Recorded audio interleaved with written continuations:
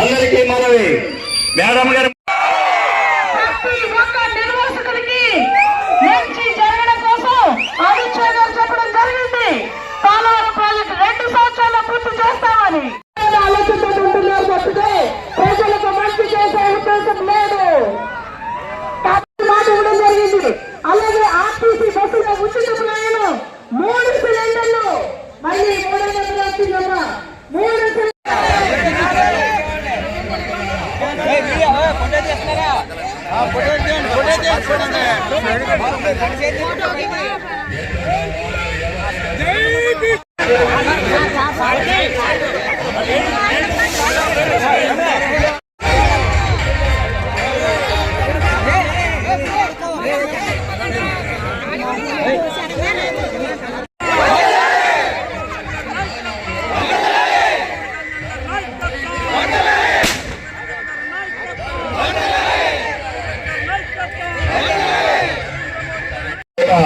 ఆ కన్న బిడ్డను ఆశీర్వదించి మీ కమలం ముట్టుపై వేసి ఆ బిడ్డకు చెప్తున్నా ఆ సిరీస్ ఏమీ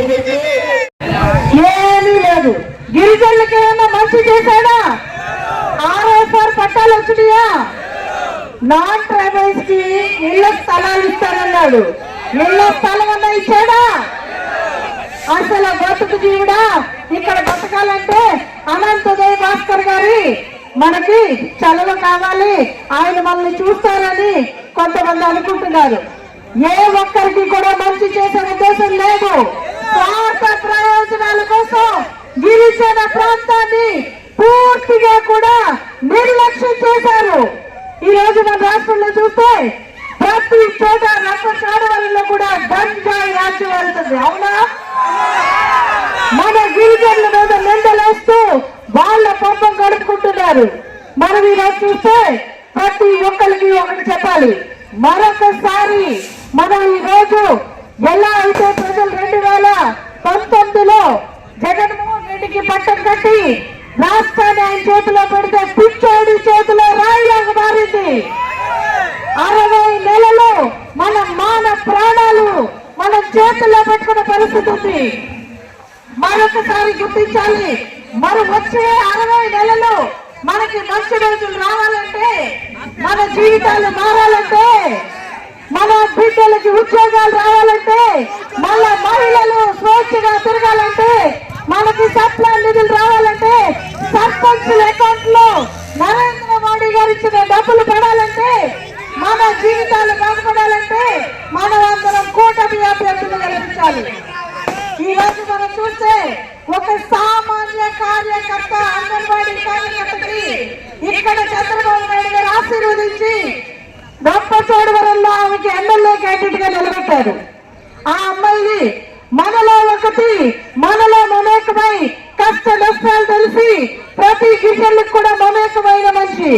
కాబట్టి మీరందరూ కూడా ఆమెను ఆశీర్వదించి ఆమెని ఇక్కడ ఎమ్మెల్యే అభ్యర్థిగా గెలిపించాలని చెప్పి, అఖండమైన మెజార్టీతో గెలిపించాలని చెప్పి మీ అందరినీ కోరి ప్రార్థిస్తున్నాను.